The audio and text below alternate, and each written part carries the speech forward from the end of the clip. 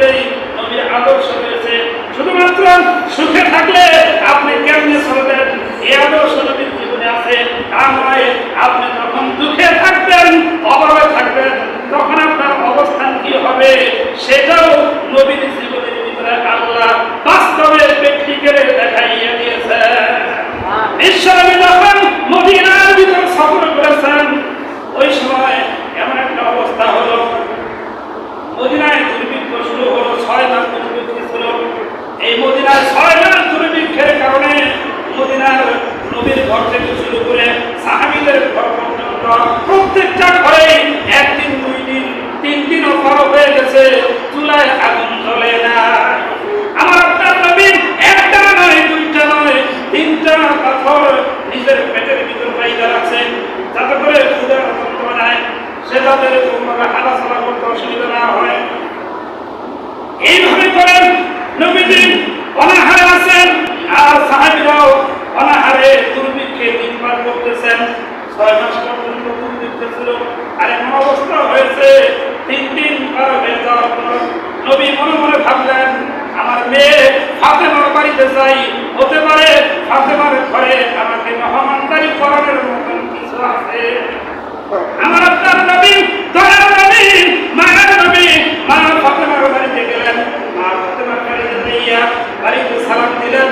মা ফাতেমা দরজা খুলে দিলেন। আর নবীজি মা ফাতেমাকে লক্ষ্য করে বললেন, মাগো, আমি 3 দিন হয়ে গেল পেটের ভিতর 3টা পাথর বেঁধে ফেলেছি, দেখো তোমার ঘরে খাবার মতন কিছু আসেনি। মা ফাতেমা নবীকে ডাক দিয়ে চোখের পানি ছেড়ে দিয়ে বলে, নবী গো, আপনি আমাকে বিবাহ দিয়েছেন একটা গরিব পরিবারে। হযরতে আলী গরিব মানুষ, দিন আইনা দিন খাইতে হয়, এরকম অবস্থার ভিতরে বিবাহ দিয়েছেন। আমাদের ঘরেও তো এমন অবস্থা, আমাদের ঘরেও কত 2 দিন পার হয়ে গেছে, চুলায় আগুন জ্বলে নাই।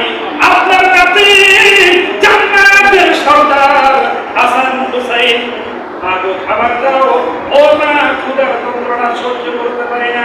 এইভাবে করে কাঁদতে কাঁদতে হাসান হুসাইন ক্লান্ত হইয়া ঘুমাইয়া পড়েছে।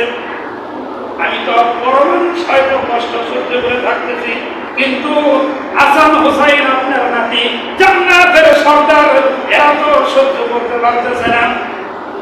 ও বাবা, আপনি যেহেতু এসেছেন, সুতরাং আপনি একটু দেরি করেন, আমি হাসান হুসাইনকে ডাক দিয়ে তুলি। আর আপনার চেহারার দিকে তাকাইয়া হতে পারে আপনার চেহারার বরকতে তাদের ক্ষুধা নিবারণ হইয়া যাবে, অথবা আপনার থুতু বাবা একটু তাদের জিহ্বায় লাগাই দেন, এর বরকতে তাদের পেট ভরে যাবে। নবী আমার ডাক দিয়ে বলেন, না ফাতেমা, আমার হাসান হুসাইনকে ডাইকো না, তার কারণ আমি হাসান হুসাইনকে এত ভালোবাসি। আমি তারা অনাহারে থাকবে, আমি শুধুমাত্র তাদেরকে চেহারা দেখাবো আর তাদেরকে কিছু খাওয়াবো না, এটা হতে পারে না।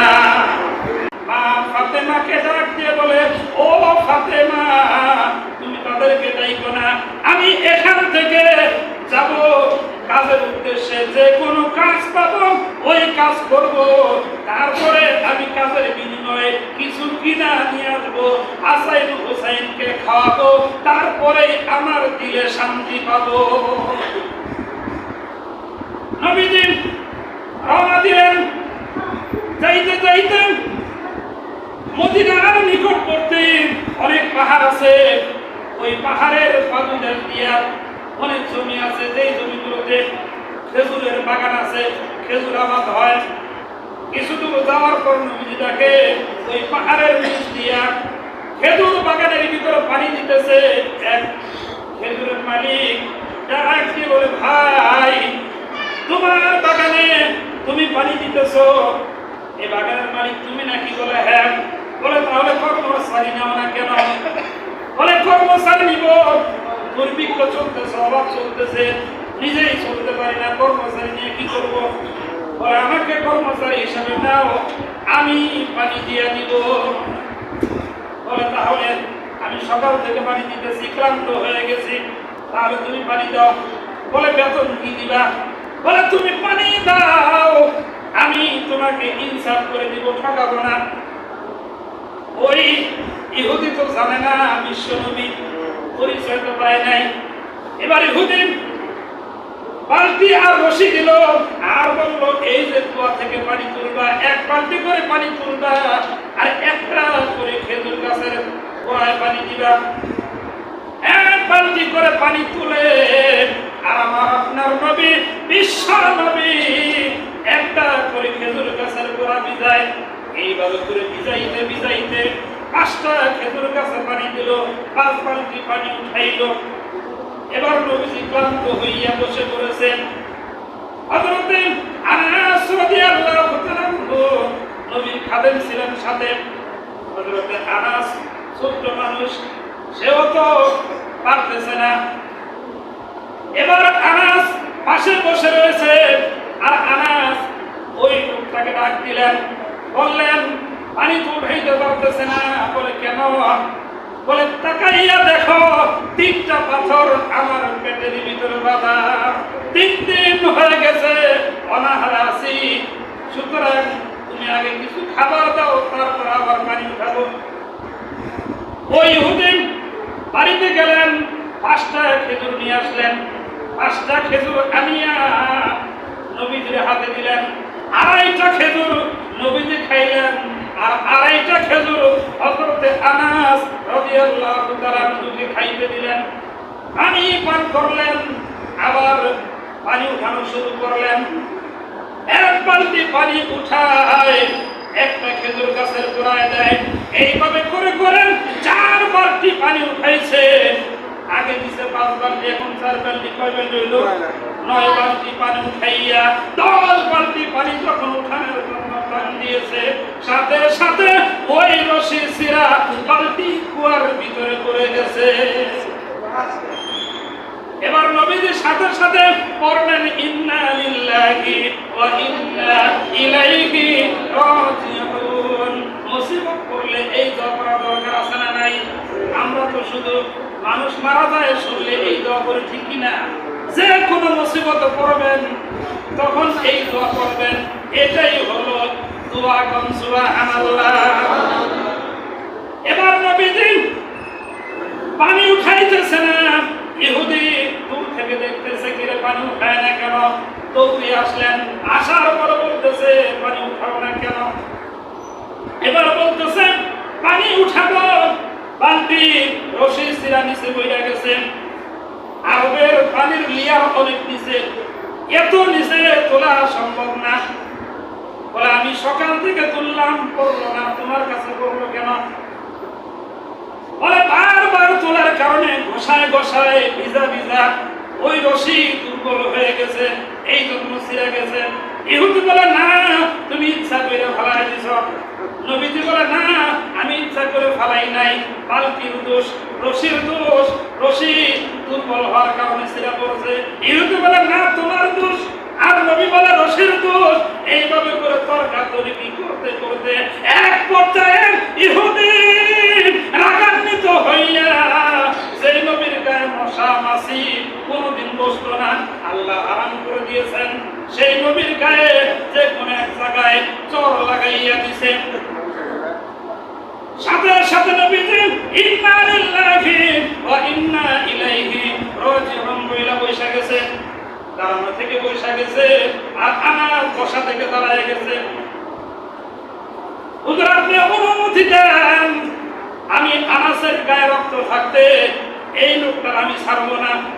নবীজি ডাক দিবেন, আনাসের বৈশা বড়।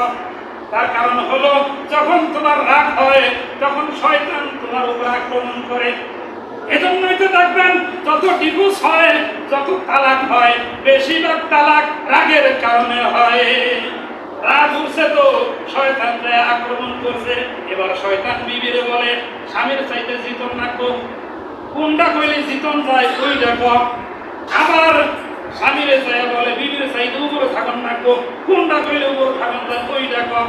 এইভাবে করতে করতে শয়তান এমন পর্যায়ে নিয়ে যায়, ওই স্বামী মাথা ঠিক থাকে না, তখন বলে 1 তালাক 2 তালাক 3 তালাক, তোর মায়ের তালাক, তোর শ্বশুর গোষ্ঠী 2টা তালাক হয় কিনা।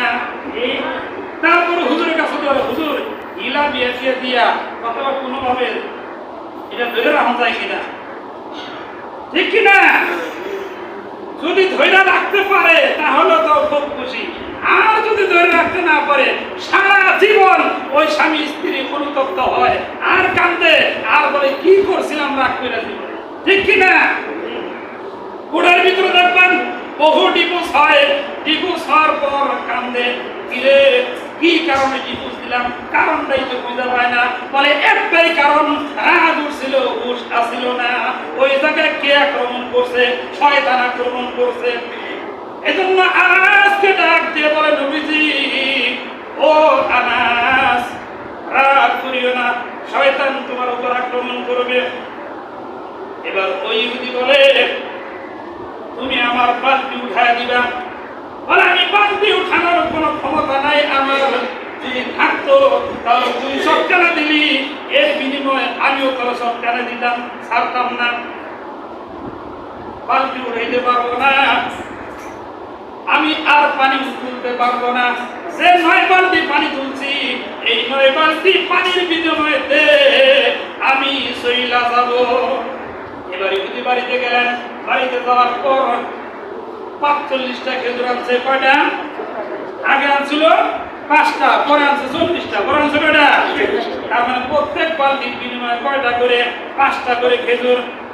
5 নং 45টা খেজুর। আগে তো 5টা খাইয়ে ফেলেছে, এখন আছে 40টা।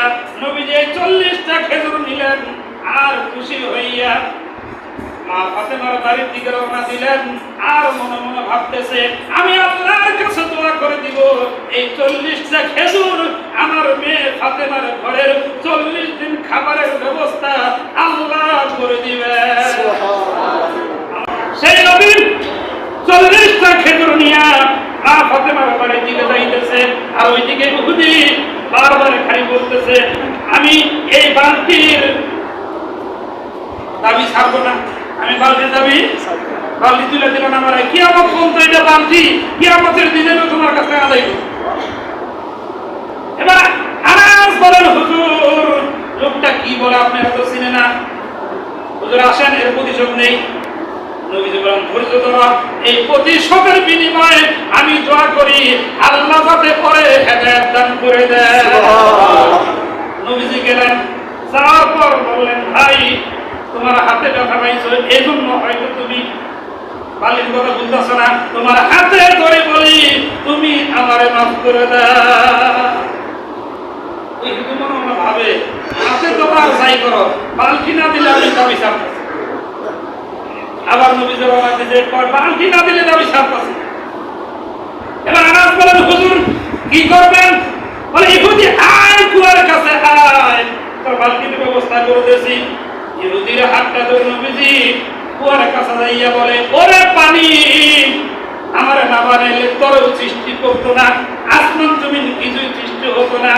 আমি বলি আল্লাহর হুকুমে জোয়ার আইসা যাও, সাথে সাথে ওই পানি জোয়ার আইসা গেছে, ওই কুয়ার মুখ বরাবর আইসা গেছে, বালতিও আইসা গেছে।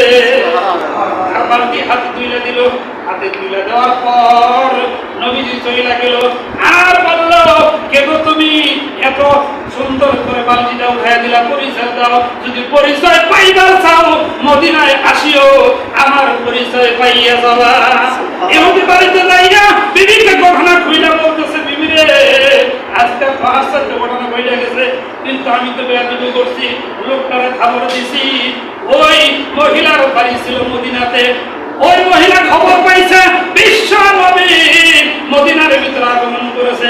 ডাক দিয়ে বলে স্বামী রে কি বেয়াদবি করলি, নবীর সাথে বেয়াদবি করেছ, এই অবস্থায় যদি রাত্রি যাপন করো আল্লাহর গজবে তোমার শরীর প্যারালাইসিস হইতে পারে, তাড়াতাড়ি চলো, যদি বাঁচতে চাও নবীর কাছে ক্ষমা চাও।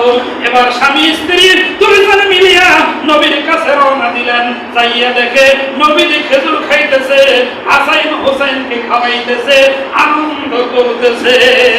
আর ইহুদি যাইয়া নবীর পায়ে পড়ে গেছে, ডাক দিয়ে বলল, নবী গো, আমি চিনতে পারি নাই, বুঝতে পারি নাই, আপনি আমাকে ক্ষমা করে দেন।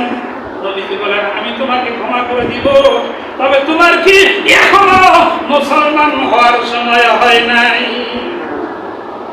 তখন ইহুদি বলতেছে, হুজুর গো, আমি এজন্যই তো আছি, মুসলমান হইলে কি আল্লাহ ক্ষমা করবে?